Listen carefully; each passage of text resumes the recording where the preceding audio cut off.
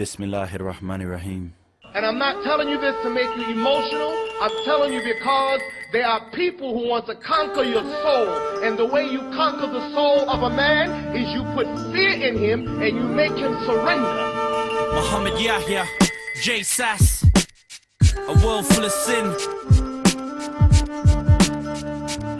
They say the good die young, so my future is destined to terminate my lifespan cause of the message I'm spreading. Take time to study the facts, then clarify all the lies that they gave us, cause our supposedly leaders are murderers and perpetrators, stone-hearted terrorists in quest for global control, stuttering the innocent for Iraqian soil. The mess that they done, there's much more to come. Poison factories owned by Saddam, up to now they found none. I think about the innocent killed, the blood that was spilled, or the atrocities committed for their dreams to be real. Deep inside I know they're nothing but vultures, corrupting our cultures, invading our lands, and then robbing our folders. They've done it for years, dropping bombs in Afghan, leaving the children in tears.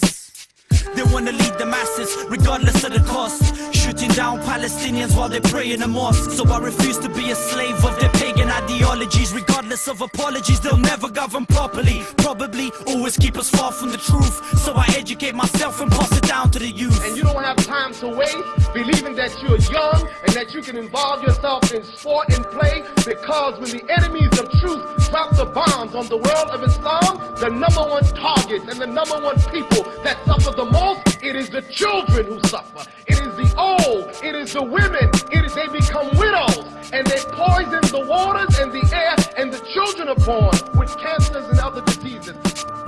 And yo, it's hard surviving in a world full of sin, twisted hymns, broken morals, corrupted by jinns, evil tyrants, fake leaders rule our merciless kings. The wicked will perish, the righteous will flourish, but we have to start, yo, embracing the deen, embracing the deen. Welcome back to Young Minds Live here in the studio. Wow, that was the video of Brother Mohammedd Yahya, who is sitting with us right here in the studio today, and that was his video, a part of it, called The World Full of Sin. And where else can we view this video, brother? You can, if you go on YouTube and just type Mohammedd Yahya, World Full of Sin, you'll be able to see it. Or you can go to my YouTube channel, which is Mohammedd Yahya TV, or also Global Factions. Okay, Jazakallah khair. I think that was a really good video, and I really like the way you sort of, the setting in London and, you know, the lecture first. I liked it because I've watched it before as well, subhanAllah, it's really nice. Just to give the people a bit of an idea, what's the theme, as in, like, what message are you trying to give to the people through that video? Basically, I wrote that song a little while ago, but I only decided to shoot a video for it recently, and I wrote it at a time where I think it was shortly after I converted to Islam. I realized that the world that I knew was so different to what it really is. You know, we're told that this world is like a prison to the believers, you know, but paradise to the unbelievers. Yeah, definitely. And that is because we're surrounded with so much sin. And that's ultimately what I was trying to do, just show to the world that there's so many different forms of sin and corruption and greed and so much negative stuff around us. And it's about the solution to that. The way for us to move forward is by holding on to the deen. That's why I say it's hard surviving in a world full of sin. Twisted hymns, broken morals, corrupted by jinns. Evil tyrants, fake leaders rule like merciless kings. The wicked will perish, the righteous will flourish. But we have to start, yo, embracing the deen, embracing the deen. So true, we have to start embracing the deen. I think that's a message that doesn't just reach out to non-Muslims. I think that's a message that sort of goes out to the Muslims as well, because a lot of us are Muslims by name, okay? Alhamdulillah, we're born from Muslim parents, but we don't practice our deen that much. And I think that's actually a tragedy, because we have brothers who are converting to Islam, okay, who had many brothers who converted to Islam had no support from their family, okay, had no Islamic teachers as such, but they sort of explored Islam, and they came to Islam themselves. And we who are born Muslims, okay, unfortunately are not so active, are not doing as much as work that we should have been doing, except for a few, illa mashallah. And I think an example of that is Brother Mohammedd Yahya that we have here. Alhamdulillah, brother, you've been quiet for quite a long time. Let me talk to you for a bit more now. Obviously, you're a Hafiz al-Quran, aren't you? Alhamdulillah. Alhamdulillah. And when did you finish your hifz, if you like? I actually finished my hifz in year 2005. So it's been 5 years now. MashaAllah. And you started at what age? I was 10 years old when I started my hifz And by the time you finished, you were about 15. 15. So it took me about 5 years. 5 years, mashallah. But alhamdulillah, you clocked it in the end. Alhamdulillah. And obviously at that time, from what I can see, you're about from 10 to 15. That was the time when you were going to school as well, isn't it? Yes, I was. So how did you combine the two? It's amazing. How did you combine the two? SubhanAllah, yes, a lot of people actually asked me this question. It wasn't actually hard, to be honest with you. At the beginning, it was hard for me. Yeah. First, when I was at the age of 10, I think, if I'm correct, I was in primary school. Okay, wow. My final year in primary school. Year 6. Yeah. Okay. So it wasn't a much of a big problem. But the problem was when I went to secondary school. Yeah. Year 7, year 8.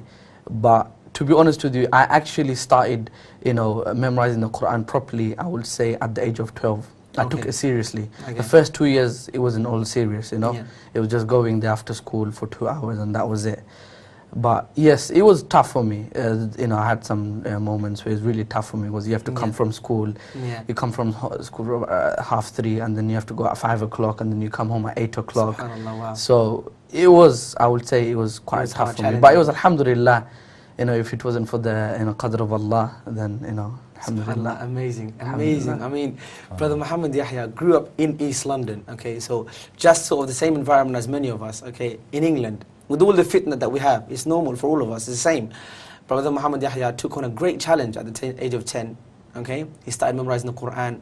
And I must say, obviously, it must have been encouragement from your parents as well, isn't it? Yeah, and I would say mostly because I used to enjoy reading Quran. Wow. I used to love reading Quran. Yeah. Even from a young age, I have to say that, I loved reciting Quran. I loved listening to Quran. Every time I used to listen to someone that, I really liked, I used to think to myself, oh Allah, am I going to be like him one day? So, alhamdulillah, Subhanallah. And I think, Brother Mohammedd Yahya, you've come to a stage where your recitation, and because you are quite a famous reciter from what I know, within England, believe you me people, Brother Mohammedd Yahya is famous. He's got people that are on him, basically, you know what I mean? Because his recitation, subhanAllah, as you've heard, I don't have to say any more words here, you've heard his recitation, okay, it was top notch. And when you recite, Brother Mohammedd Yahya, obviously you know that it's not just about your voice. Okay, you can't just say, brother, your voice is so nice, so your recitation is nice. It's about how you pronounce each letter. Okay, it's about how you're connecting the words. It's about where you start, where you stop. It's about the ghunan. It's about the mudud. How do you do mud and the ghunna and stuff like that. All of these things come together. And then obviously your voice plays a part too. And then your tone as well. And all of these things, Brother Mohammedd Yahya has come to a stage where he's combined it all to create almost like a masterpiece every time he recites, subhanallah. And his recitation does incline a bit towards Sheikh Mishari's, but at the same time he's got his own tone as well. So that is amazing, subhanallah. So Brother Mohammedd Yahya, again, thank you to both of you guys for coming into the show. Now we're actually almost coming towards the end of the first half of our show. And Young Minds is a show where we want to bring in people, young people who are sort of accomplishing great things, okay? And I think these two brothers in the studio are a great example of that.